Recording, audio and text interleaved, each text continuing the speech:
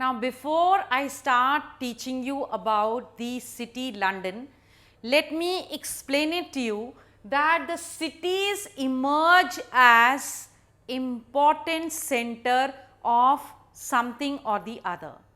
A city could be an administrative center, a city could be a political center or a trade center or an industrial center or a religious center. Now, supposing I talk about the administrative and the political center, immediately which city comes to your mind? It could be the capitals of the states and the capital of India, Delhi, right? If I talk about trade, then you will be talking about the cities which are closer to waterways.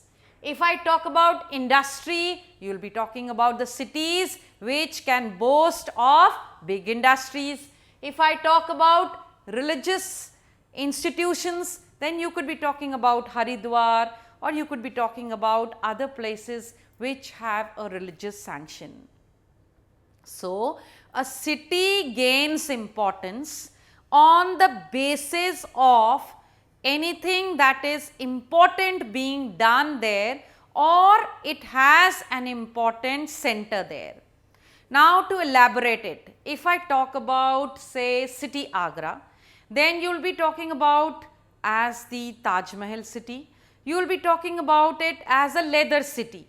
So, whatever work, institution or building which stands as important, the city is known as the city of that particular thing. Now, here all these cities slowly take up the shape of a metropolis city. Now, London at that time acted as a powerful magnet for the people, those who resided in small cities or in the towns and villages. Now, why did so many people migrate to London at that time? Because London had big 5 industries to its name. That is, 5 big industries were thriving in London at that time. And the first was clothing and footwear. Second was wood and furniture. Third was metal and engineering. Fourth was printing and stationery. And the last was the precision materials, that is the surgical instruments and the watches. Which means you talk of anything as far as manufacturing is concerned, London had everything. So, when it was such a big hub of manufacturing, naturally it acted as a powerful magnet for the people residing in nearby and distant lands.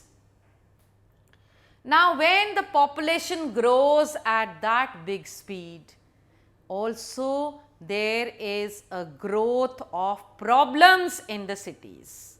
And at that time, what happened? The marginal groups, or that is to say the crime in London city started growing at a high speed.